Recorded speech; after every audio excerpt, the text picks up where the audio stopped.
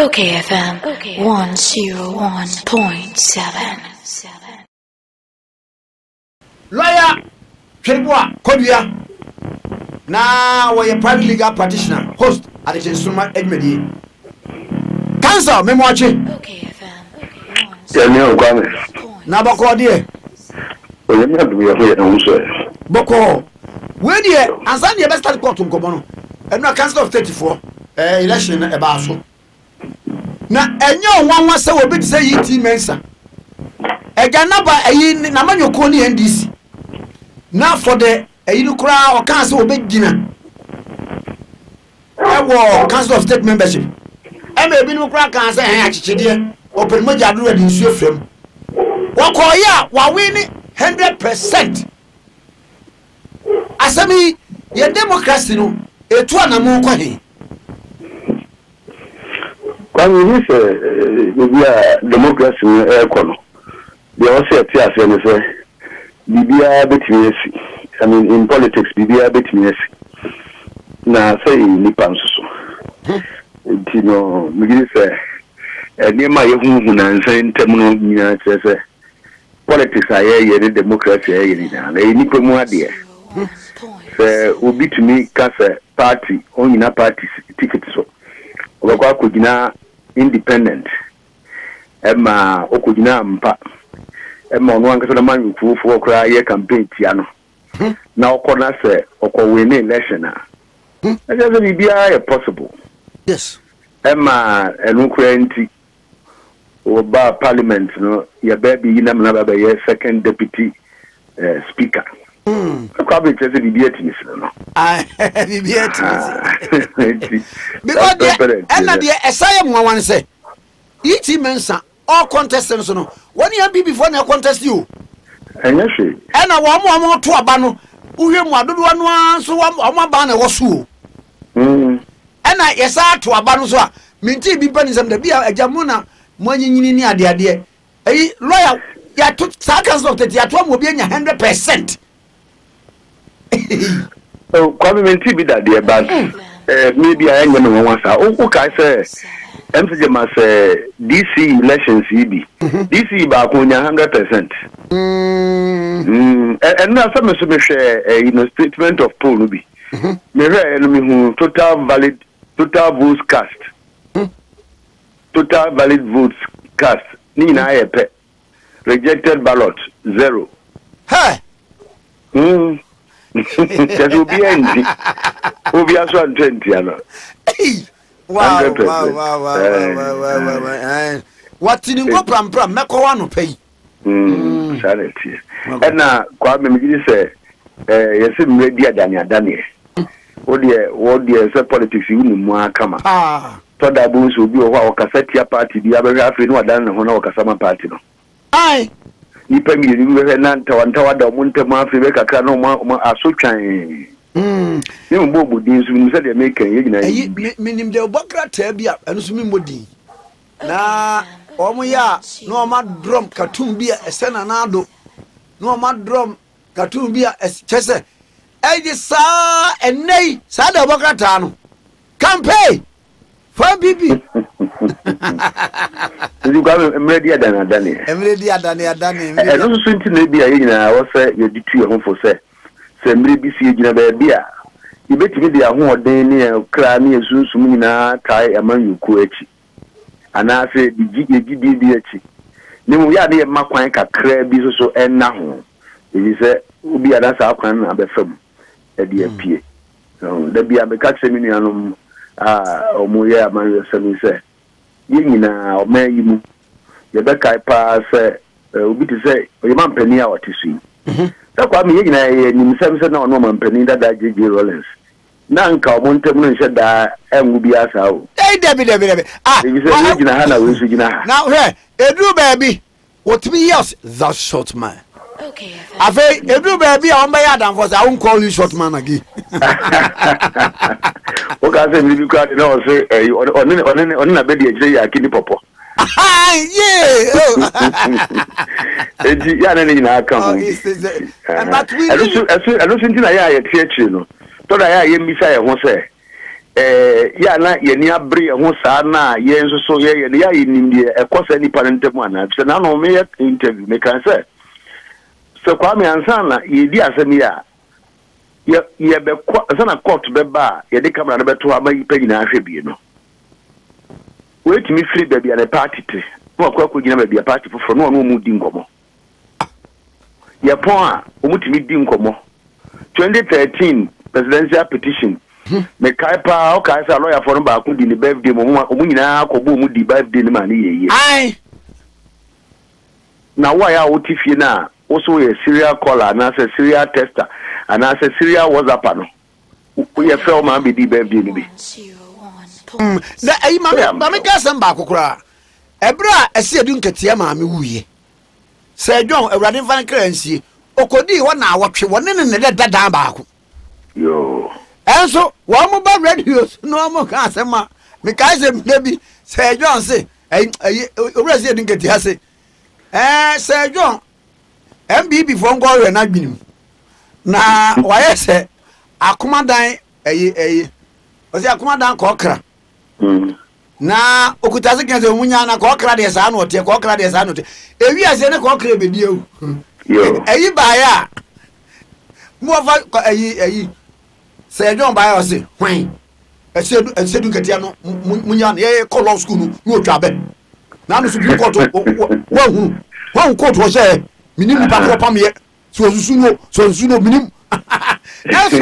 ni nia pa no salete nti yenya ye nianom nti ya ma ye nko le bi asma mekan no se kuma no koso se ya sabi ye ma agire kakra so embrem ebo ye nyina na anu ye mampani na nado ehia mampani dada mahama ewa yie ase no so o ma ni dia o matem wa bu nyina kasa sere kama sa ebi kura mpo mo fra mo ho so yenim nti me de futu na me de ma se ya yenye careful na sabio o man no ye man ya wani na biblibi so emfa nkohwe Kwame na no a ye parliament election of the speaker na me share previous parliament said you must elect your speakers na me correct list of MPs no me see is any person who say is on and no he be and nekra won tin nka biem enti me de maka no say yensusu na da bia obi sore na so wo ye de da asma meka ne say osu de yehunu bi da o yehunu bi da nti o kasa na wa sabi wadwen hu yi pa yehunu bi da na sankofo no nyina koma no tumdi Kwame nti de bi zo o nka so be kasa no so de bre na adu nti e ma na nyene de na so se awie ni asem no awie eni asem daache isusanso be na obenya e de afiso sa no ma memrai na no court yemfanko court no eruli against say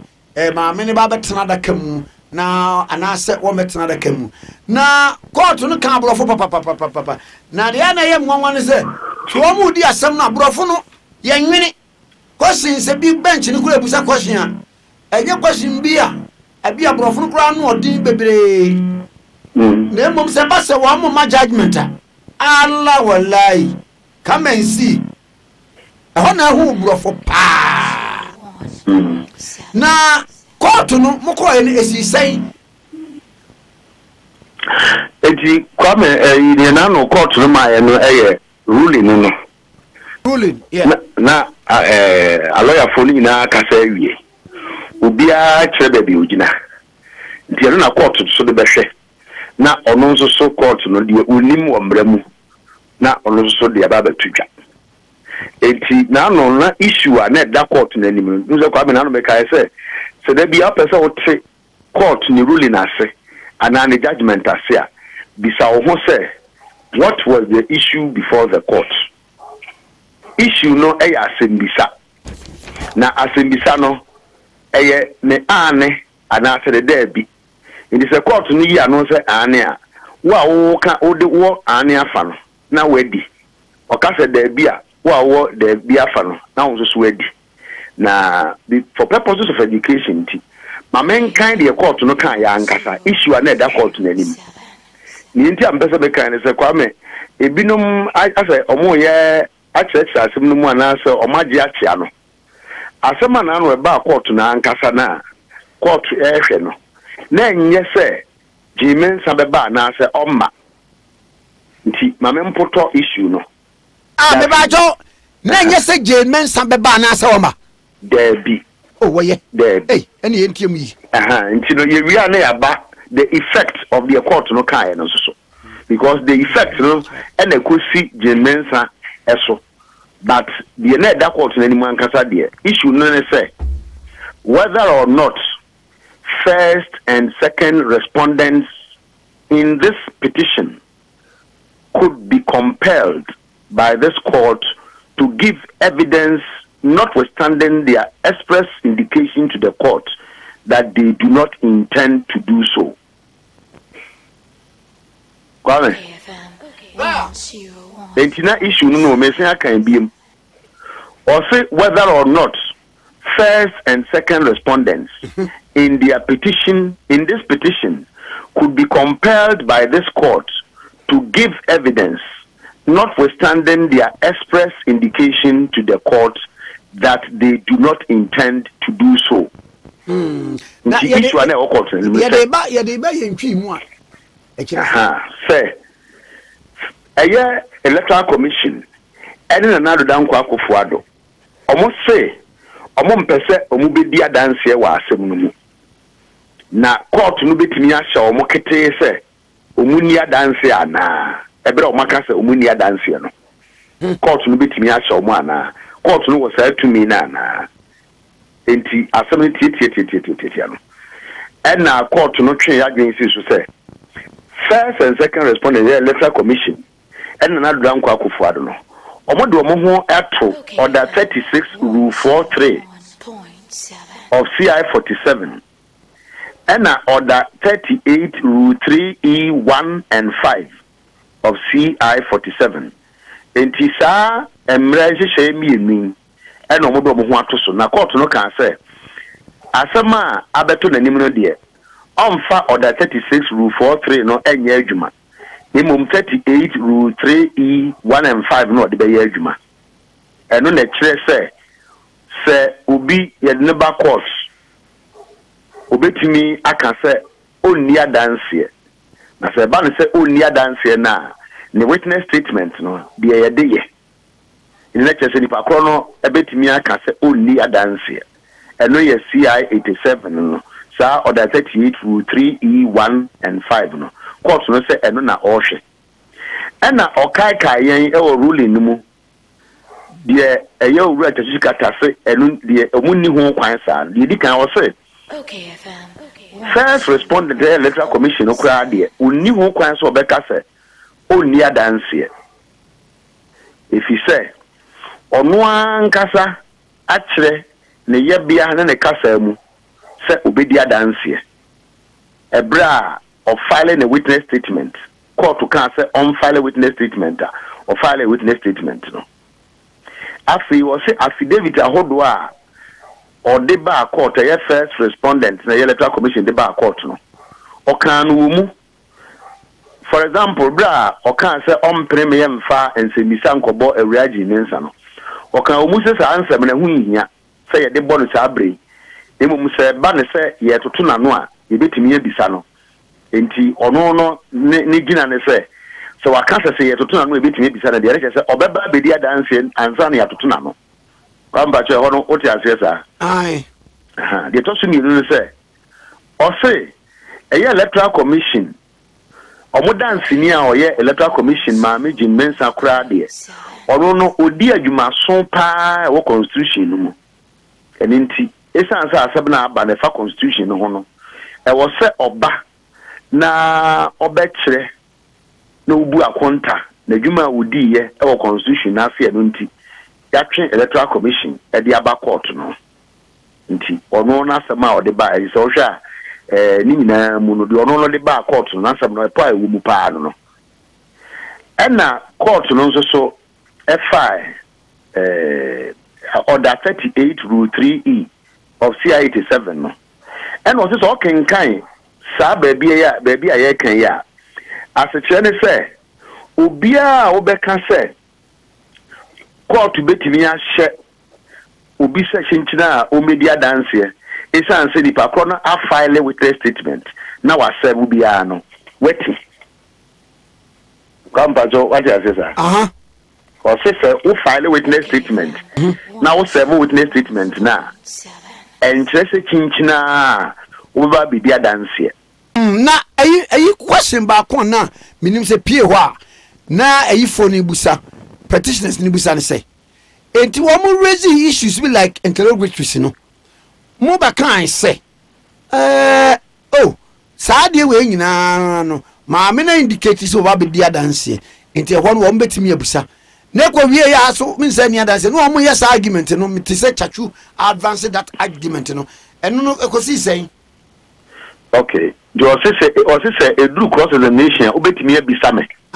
but affidavit no be bia ni ho a o kan say me ba be dia dance o say edru ho a obetimi abisa me the position na what affidavit so during cross examination those questions could be put to her and just me ba that is edru ho they are come sana say no sukura mpo no kwame uti sa timuafo ba ko bi sa say granted says o kan sa mpo a ontumi nsesa na dwen ana na court no sa kan bi mu say sa affidavit no sukura no mpo no enye adanse ebise ade a betimi ama na betena daka mu no na danse affidavit ni ye ade be application and motion on sa affidavit no ye wa danse ba wa swear so swear wa swaye na wo se sa motions ni na so na court na ka ho asem awie mpo nti sa affidavit na nya adwuma bi mu asem we mu ebise sa motions ni na court abua edi won timi ko fa ma ha so the obetimi dia ye adwuma ye order bi ye free motion no. Oh okay. And so sa motion ni na asukura mpo no ye bua ye no ekoti a petitioner no. Come pato what you say sir? Yes. Enti court si su gina say obi betimi a file witness statement. Na wa serve witness statement no. Now so edu say odi dance here. On ma court, on media dance here. And na court no san twen ya dwen si su say mpo ebe na witness statement eni ho no obi betimi atena daka mu na wadi adanse odi adanse ni wi na so ba betoto na no a o se da bi me mpre ma betoto ma no na me ma me ba o sa na court no ebe twa na sem no na danse no mu me ba o ebi say ayi lawyer se ni pakro no pa ayi ofa abroba be gina dakam aka sem ni nyina wie asam na wabeka no de wode asam na ba court lawyer se wo bisa no asam adanse na obedie no ho kosa bia wo se me musam kosa ana se eduru ho wa ama ya dimi kwa chene ma debi court no se debi sa nipa no untimi mesha no se chinchina abra na bedi se adanse no enti eba no sa na adanse no betwam se wewu a ye betwam oyare no ntimi nkasa ye betwam 1.7 ebi aye di asami na odi adanse no na ho oden se awodin ni ho biem ye betwa sa adanse no ye mfa nto ho ntwen ase mfi ha onya hodin anu aba ye betwam ya to asem die ba me wa wano anso ne the principal witness no kwa me so ontimi ma tin party asem na ye kan so ye party o se o meto aso ti betwam enti hodo eduru na court no chire mu say witness statement no enye adanse ebre be adanse ne say nipa kro na wo chiro ye no obetena daka mu na wasuaye na wasre court say onyi ntum say na danse ni eno ansa na abeya adanse na se no be adanse wie dia ene na cross examination so ediso leye metwasia watwro na dance die mu nsem agukrata so ede ne nsa no nkrukyirede signature agu wode bia koma ne petade nipa kora woni ne twe apɔ de bia beto court nenim not until so wabewura dakanum na wasoe wasuaye ama court ni ntimi nyintum krata hunu eno ntina so obekaya ebra owura kuto ampa all cross-examination see dunketia no or a reference to the witness statement filed by Peter McMenu. No, the video be attached. Or can't say, or can once a hokura wait to cut object here. I can't say, enya dance here. But also means okay. Kai, make I say, enya dance here. Because the economic witness box when may adopt it, it is not evidence. And we are not too so that is the position of the court. Say, on your metne mu enya dance here. Nti obi a wani dance here there. Oya den abeto to na no. Enti owie no say, ne say enti omo ne register enya adwen. Say o file affidavit. Now can sem wo mu. Now can say do cross examination. Mu betimi abisa me a. En say di pa ko no betimi a hye de say o kan say obeba. We enya amade a ne chinchina obeba. Because I'm when Manyama and Castle Babandi, who Castle Bandi, Chinja Beba. Sir, and we know San Bar as a man can say, or constitutional duty. And almost say, constitutional duty crona or Kayano.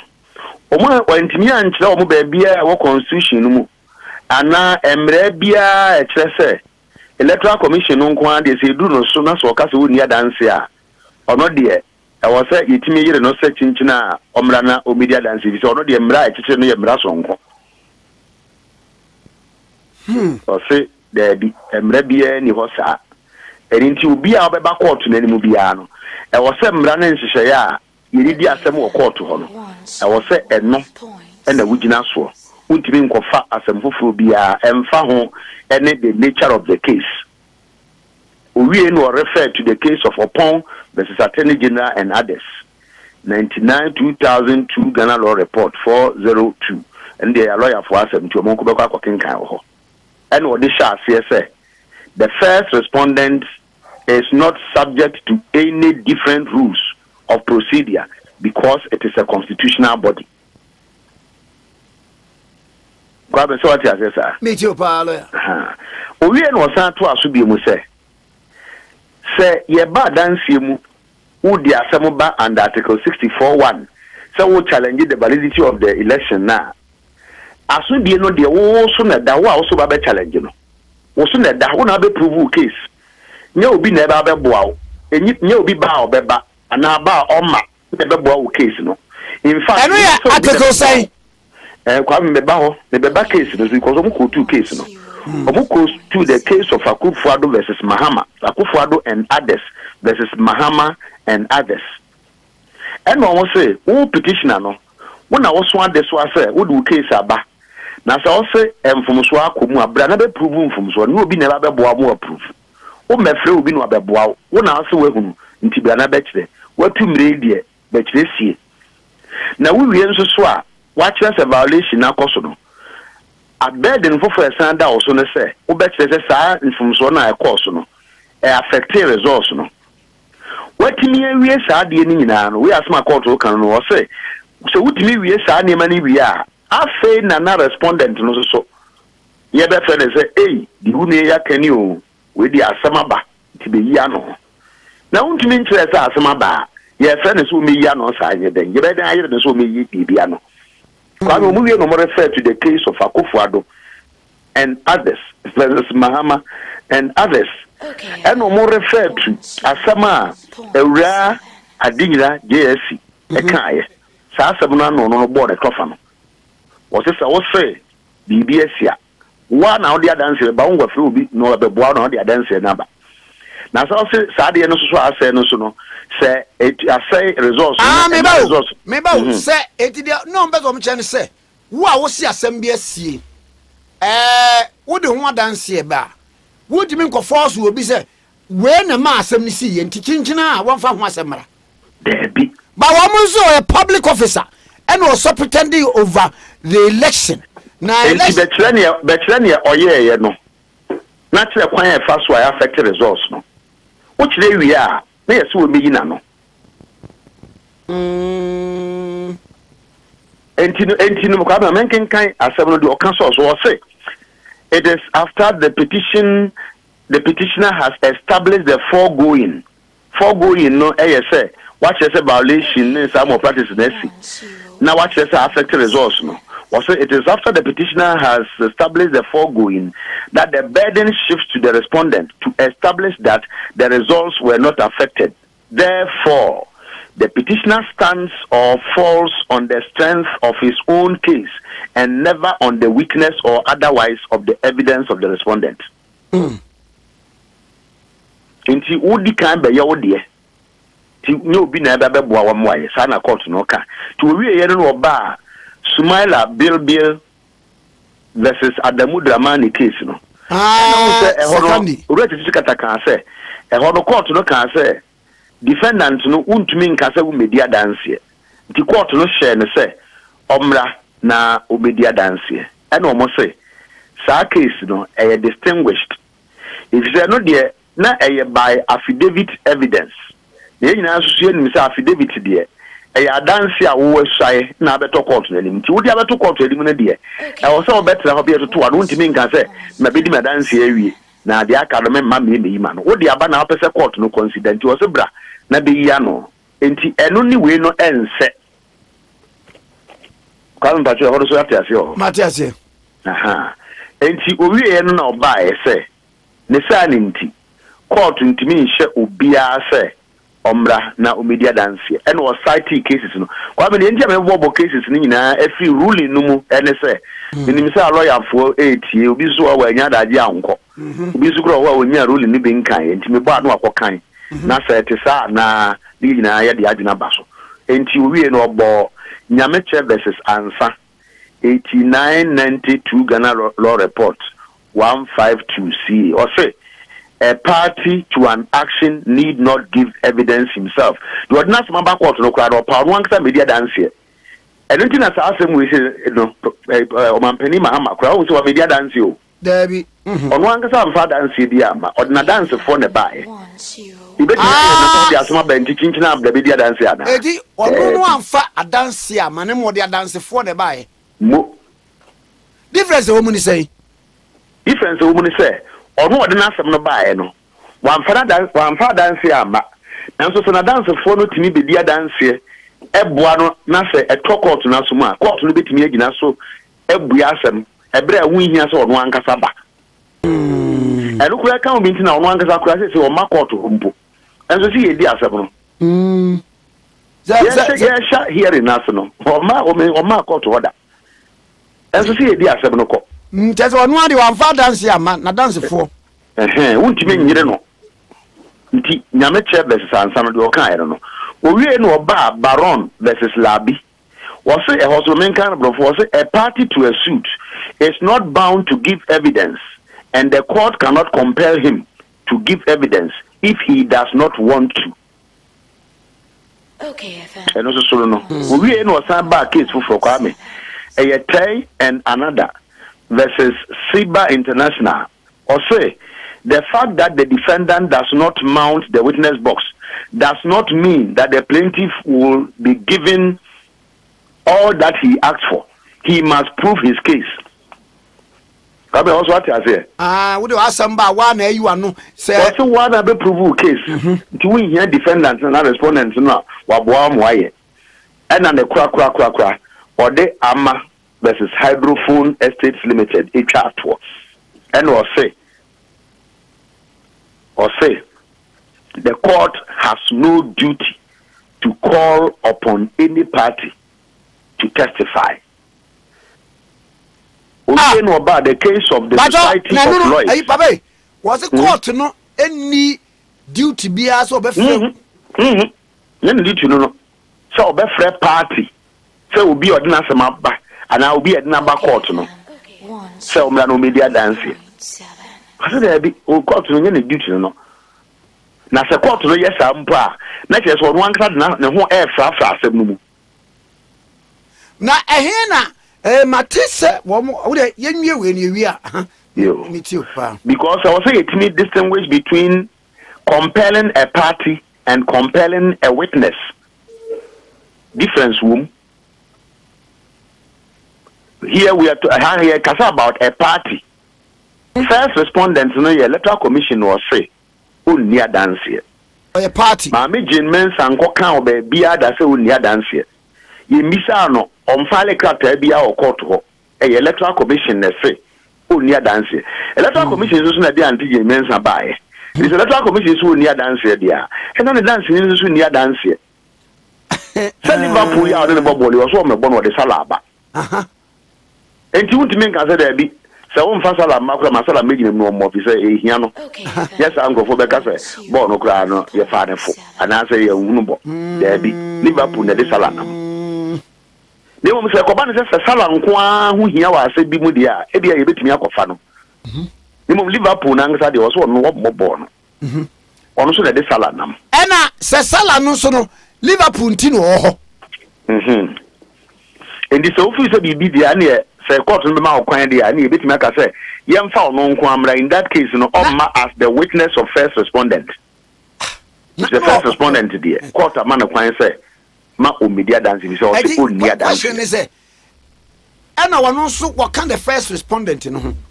e ye man kwan say mo media dance ya wono okodi dipa yesi mo media dance nti wono ma me no ba wo gina hwan na mu okodi dance no o hwan na mu enti gi say bia o be sele court na court kan say oh ye no ya adwen say ma me na nkasa na de ye hia no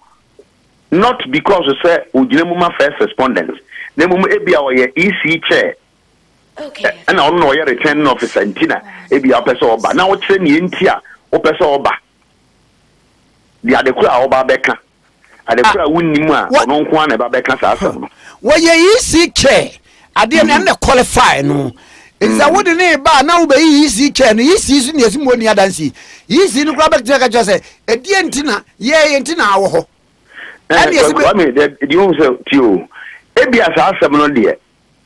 ono nko an nim okay enti e ho no omma se obegina electoral commission anamu na mum se oye chairman e bia asem bi ho e fa ono nko an ho nti na oba ti na make say yen distinguish between a party and a witness. A witness. If there's some better court in any minute, now about say court to be a party and a court to say there be. We will go to the case of the Society of Lloyds versus Sir William Osho Jeffrey. Or say the judge had no power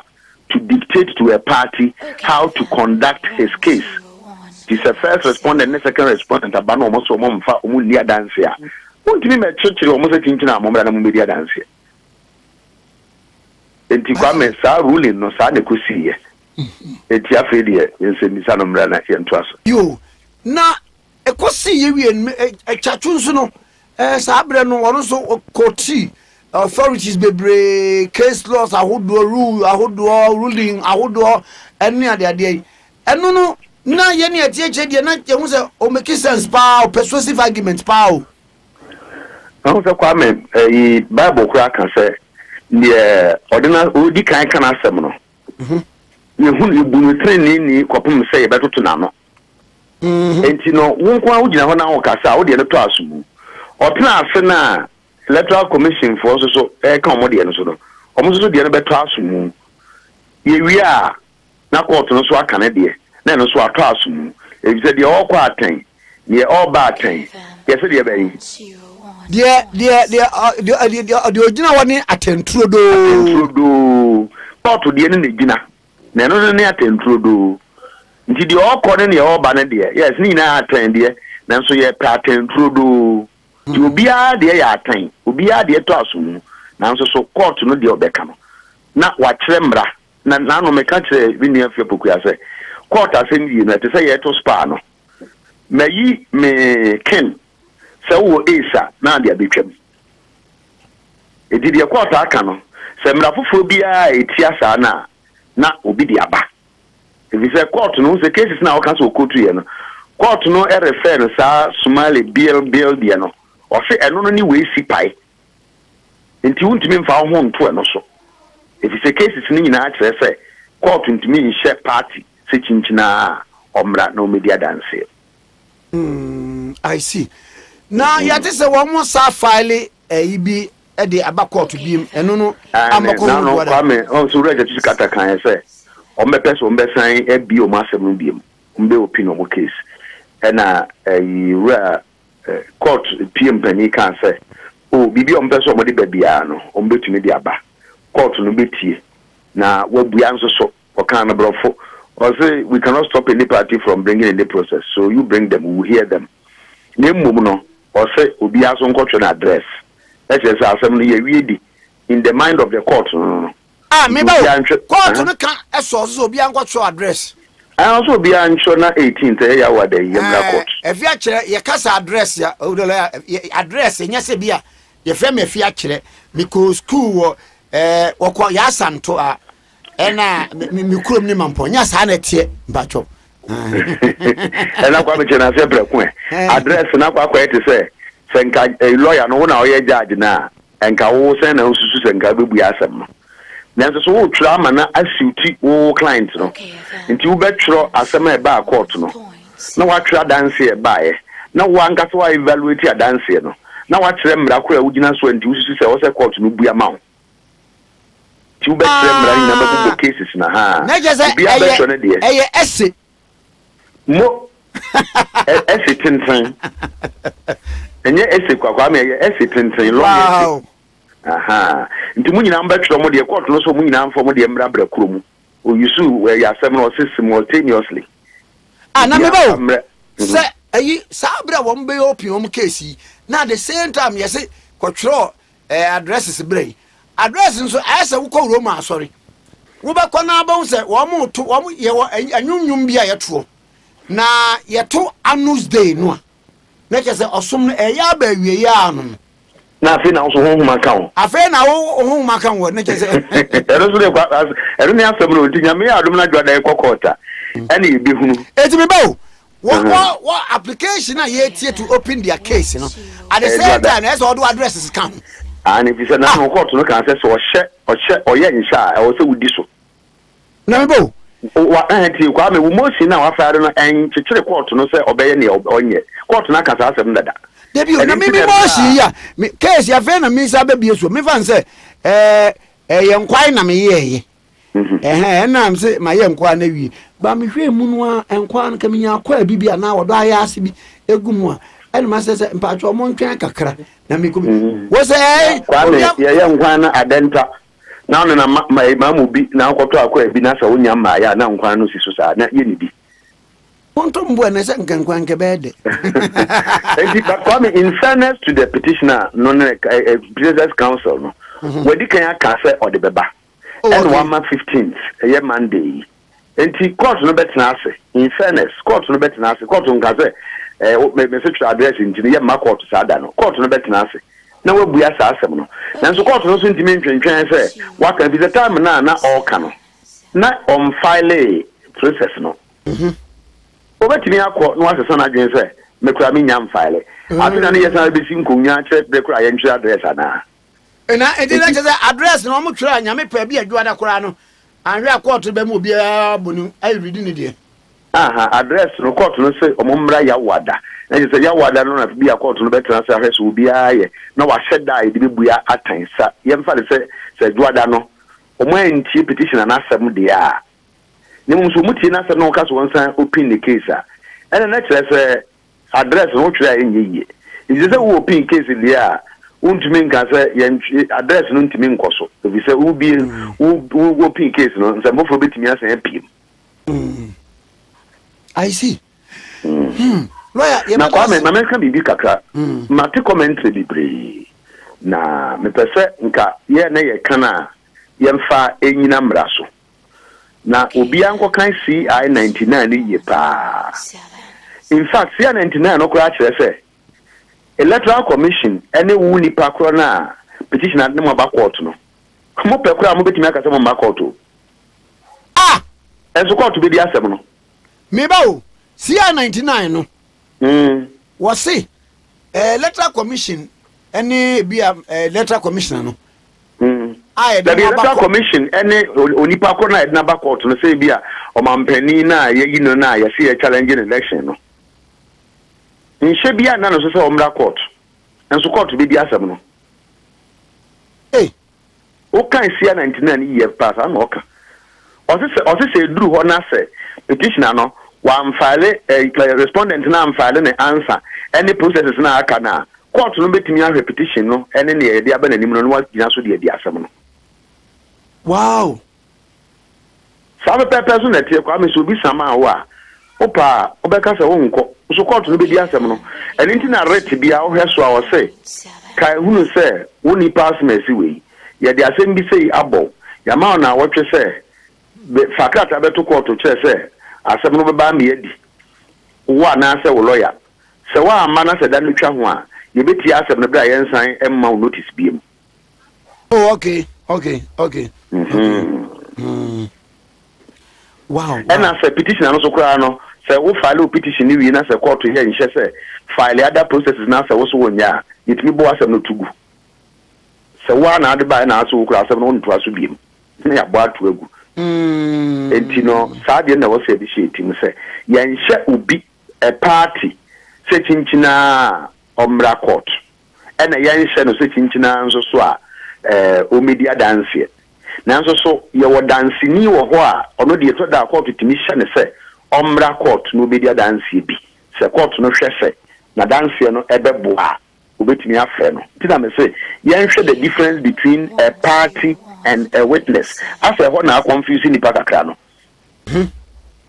so no party no ye nipa na ya sama no no ono pa obeka se omma court media dance o de court muya nanso so witness there obi a dancing there court timi ka se dancing bi potin obetimi aba court e wo say ma no e ba court no be dia dance na e de oson eto ne so se court no susu se sa dancing no ne ba na obeba no e beboa asenie na ba party there untimi okay emu ada ho pa da de menken beba me ma bi lawyer gwa mo so bebra me dey da o mo de menken beba efiri asante achim kwa me anyuma dum ho ayo matena ntino ba kwa me ntino asema ko o se bisa ne se ye ka we nyina no so no ya na ye de adwene so akwa si CI99 no so se under CI99 no court no wotumi se offense ni foforo bi ana ebra wa hemra wie so obi amfa na de mra na obi ade ne de aba wie no obi aclose the case no court no was 2 minutes so yes na we lumi na ya de ba be pie court na nim no e better see yo kwa musu me da da de besie bi anso enim so ma atiefo ne ahwefo aso nsi wo wala roma musu me da see bye bye yeah lawyer twene bo akodua na yene na atwen komo na ebe bia me de wo se akom eni nchirimu se komfo okom no wanche bibi wanche duro wanche wura ne cheze ni akom watwa no ho kwa Okay FM 101.7